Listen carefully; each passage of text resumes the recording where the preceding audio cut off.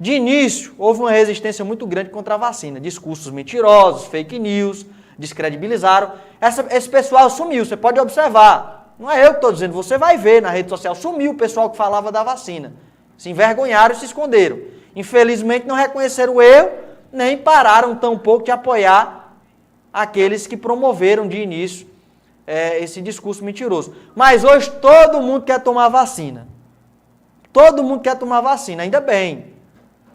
Todo mundo quer vacinar os seus entes queridos, principalmente aqueles do grupo de risco.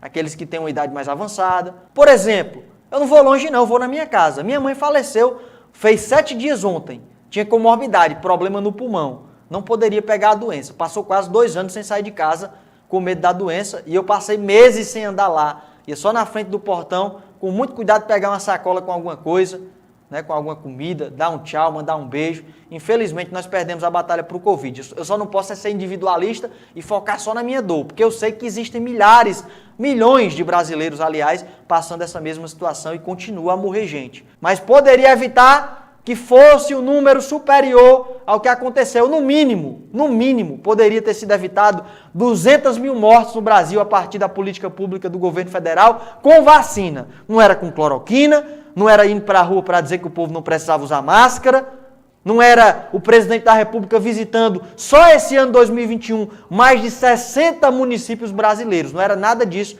que poderia ser feito para poder reduzir o número de mortes no país. Era com vacina. Mas negaram a vacina, agora se escondem, covardemente se escondem.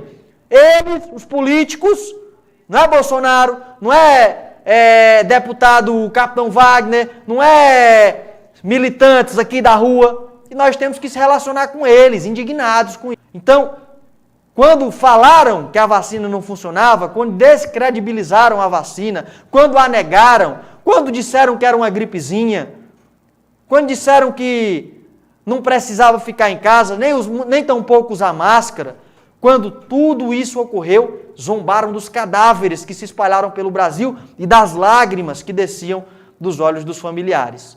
Porque a vacina era e é o que a gente tem mais próximo de uma solução para essa pandemia. Vocês estão caladinhos com vergonha, mas não assumem que a idolatria de vocês por esse líder que foi promovido como salvador da pátria, mas que gerou uma resposta de resultado que chegou para nós, foi um verdadeiro desastre. É vergonhoso. Fique caladinho mesmo, porque vocês participaram desse genocídio que aconteceu no Brasil. Vamos acompanhar o vídeo?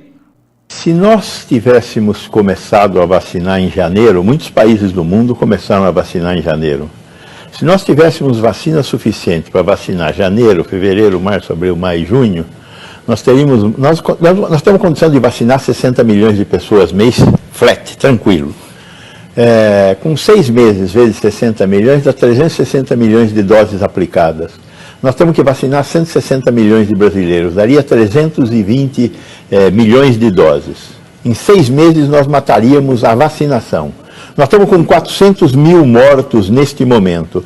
E até o final deste episódio de vacinação, que deve acontecer em 2022, nós vamos chegar provavelmente nos 800 mil mortos. A responsabilidade de 200 desses 400 e do restante é do presidente da República, que não comprou vacina. Se nós tivéssemos comprado vacina, nós já estaríamos neste momento debelando esta crise, como está acontecendo com Israel, como está acontecendo com a Escócia, como está começando a acontecer com os Estados Unidos e com o Chile. Então, a falta de vacinas é da responsabilidade do Ministério da Saúde e do governo federal. Está escrito na lei do PNI de 1975 que é a responsabilidade exclusiva do Ministério da Saúde comprar vacina. Nós não compramos vacina, a responsabilidade é dele, presidente da República. Além dos maus exemplos de dizer que distanciamento e isolamento social não funciona, que máscara não funciona. Então, a CPI nem precisava existir, ela já ia partir para a culpa e pronto. Tá aí, essa é a situação. Tá muito claro o que aconteceu no Brasil. É claro que dentro de qualquer situação você vai conseguir um álibi para defender o porquê que não comprou. Você acha que não tem brecha para inventar uma desculpa para conseguir? Eu não comprei porque não quis, porque ele no começo falou isso. A vacina da China, vou comprar a vacina da China, vai virar jacaré, que brincadeira de mau gosto.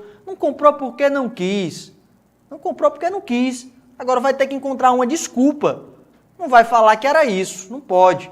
Na CPI da Covid o discurso é outro, totalmente diferente. Não se compra. E agora a Pfizer conseguiu um contrato com o Brasil, já nesse ano 2021. E é claro que o representante da Pfizer não vai falar mal do Brasil na CPI.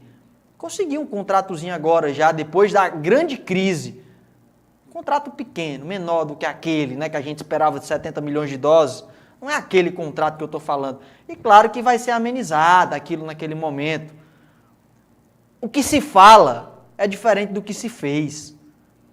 Eles se acovardam agora, o discurso mudou total. Você viu esses dias Flávio Bolsonaro falando que a CPI não deveria começar porque os senadores não estavam vacinados.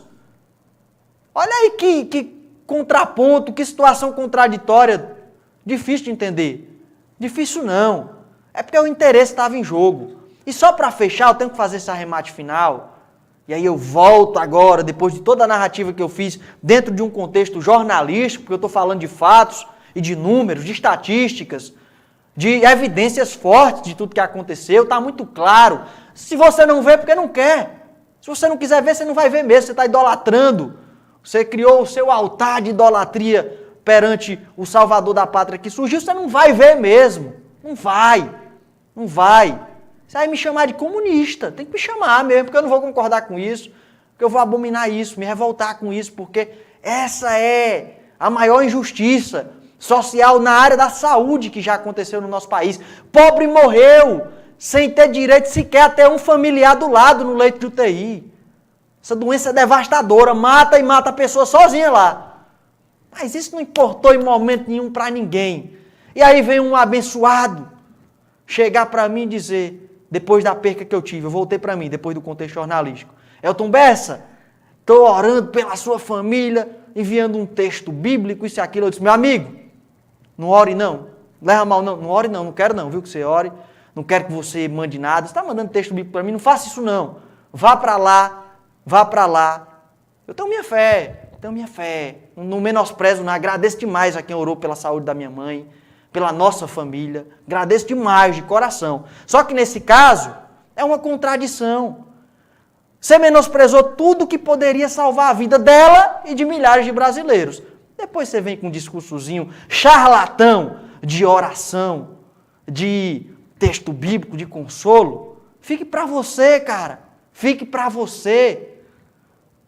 Eu estou consolado com relação a ela. Eu estou bem, mesmo triste, mas eu entendo que Deus tem o controle de qualquer situação. Só que nós estamos falando de uma situação generalizada no país. Quando morre alguém vítima de 10, 11, 12 disparos de .40, de pistola, de revólver, nós choramos, nos consolamos com a morte, entendendo que Deus sabe de todas as coisas, mas nós nos revoltamos e apontamos o responsável.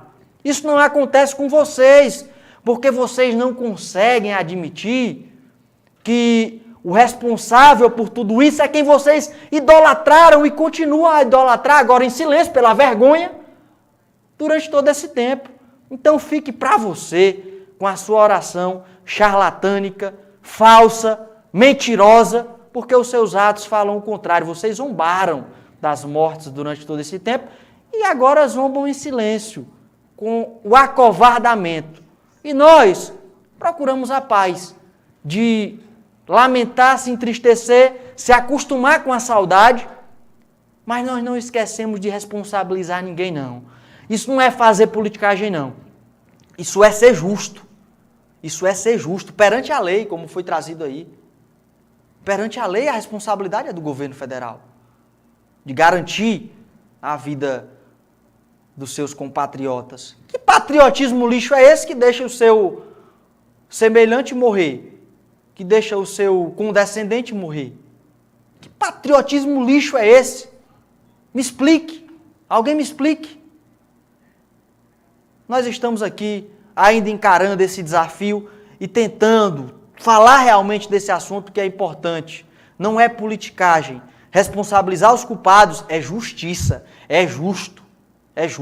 Eu não vou aderir, nós não vamos aderir a esse discurso de que, olha, não é hora de falar de política, é hora de estar todo mundo junto e fechar os olhos para o que aconteceu e continuar acontecendo nesse país.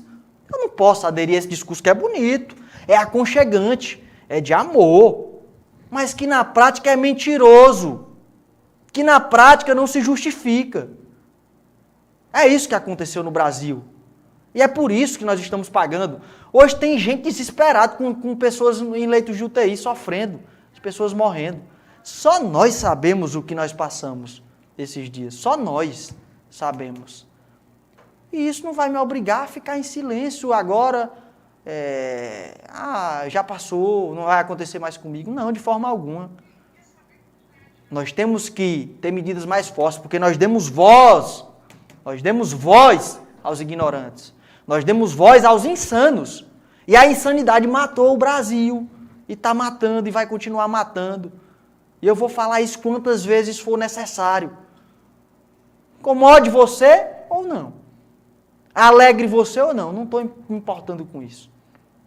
É por aí que a gente vai levar essa caminhada e o desafio continua. O desafio continua ainda. Vidas podem ser salvas diante da situação que nós estamos vivenciando. Vou para um rápido intervalo comercial, volto já com mais um bloco do Vale em Foco aqui no canal 170, na tela da TV Jaguar, o Vale do Jaguaribe. Se vê, ó, aqui.